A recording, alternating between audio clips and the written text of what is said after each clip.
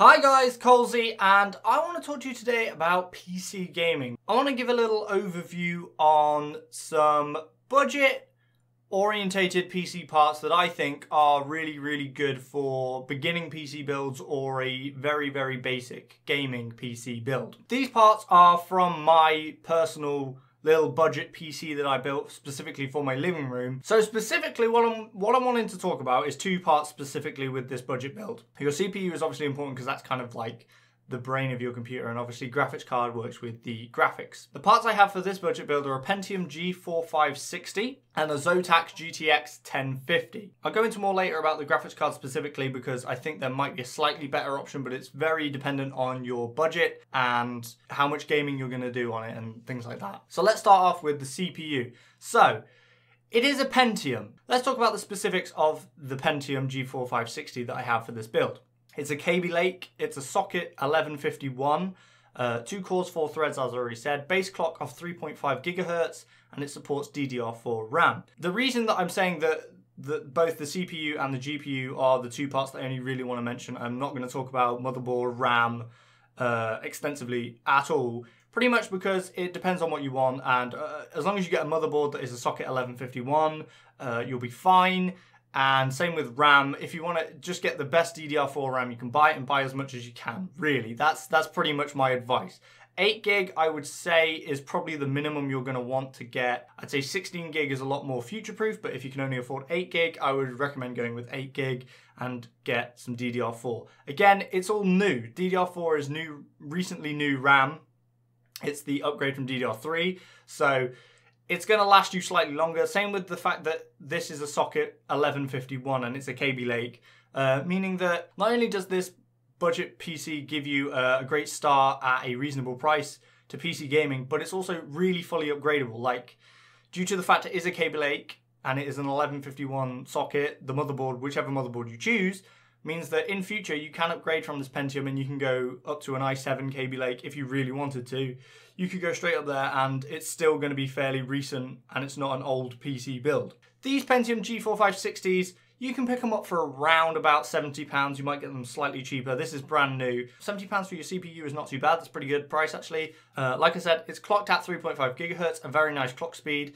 2 cores, 4 threads should be pretty much enough for most games. Not too many games are CPU intensive. They mostly focus on your graphics card, which is where we'll go to next. So the graphics card I have with this build is a Zotac GTX 1050. It has 640 CUDA cores, 2 gigabytes of GDDR5 video memory, a base clock of 1354 megahertz, and a boost clock of 1455 megahertz. This is just the specific model of 1050 I have. It's a Zotac. I feel like it's a really good basic card to start out with for gaming. You've got your 2 gig of GDDR5 memory, which is pretty decent for gaming. This is where I kind of think maybe another option might be better for you personally. I'm just going to focus on Zotac specifically. So the 1050 that I have in this build, you can pick up for about £110 for the exact card I used, or I think they do a slimmer, smaller form factor one for about 100. So somewhere between say 100 and 110, 115 pounds you can pick these up for. If you have the extra budget, if you have an extra 10 to 20 pounds, I would recommend, if you're going to get into gaming specifically, I would recommend the Zotac GTX 1050 Ti. So a 1050 Ti is going to cost you about 120 to 130 pounds. So it's not actually that much more extra money-wise, but you do get 768 CUDA cores, 4 gigabytes of GDDR5 video memory, a base clock of 1303 megahertz, and a boost clock of 1417 megahertz. So for your extra 10 to 20 pounds, you're getting double the GDDR5 video memory, which is, for gaming, is very important because, like I said, a lot of games aren't CPU intensive, they are more GPU intensive, and having that double video memory is very helpful. I would say that 4 gigabytes of video memory is probably the minimum you want to go with. It really depends on what kind of games you're going to play. If you're going to play a lot of indie games or esports titles, 1050 is going to be perfectly fine for you. If you're looking to play more AAA games, I would recommend spending that extra money to begin with and getting the 4 gigabytes of video memory over the 2. At the time I went for the 1050, like I said, it's for my living room PC, it's a media PC. I didn't feel like it needed to be as beastly as like a proper gaming PC, because it's going to be used for mainly smaller games, couch co-op games, things like that. That's what I use it for mainly, so I didn't go for that. If you're looking to build your first gaming PC, you're focusing on gaming, highly recommend going and spending that extra little bit of money and getting a 1050 Ti for your budget build. You probably want to know how this is going to perform in gaming specifically. So I have a few benchmarks that I've ran in certain games that I've enjoyed or that I think are a good way of showing you how this PC performs.